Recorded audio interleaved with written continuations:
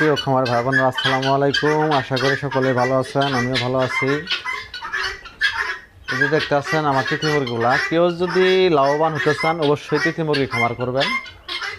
তিথি মুরগি খামার লাভজনক ব্যবসা, যেহেতু তিথি মুরগি রোগ বালাই নেই। আপনারা কেউ যদি করতে চান অবশ্যই তিথি মুরগি খামার করে লাভবান হতে পারবেন।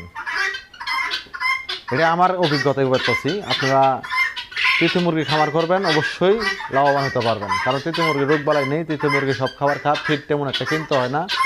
আপনারা ধান গম ভুট্টা দিয়ে আপনারা এইগুলা গাছ থেকে ডিম নিতে পারবেন।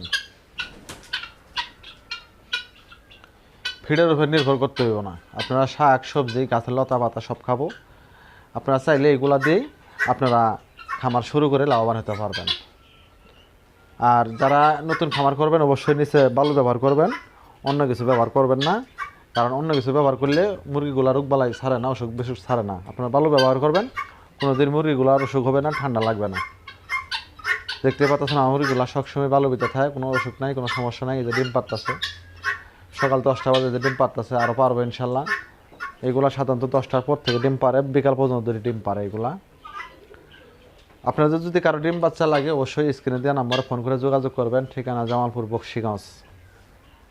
আর কেউ যদি বাচ্চা কিনেন অবশ্যই যাচাই বাছাই করে কিনেন, যার কাছে থেকে কিনেন আপনারা একটু যাচাই বাছাই করে তারপরে তিথি মুরগির বাচ্চা সংগ্রহ করবেন।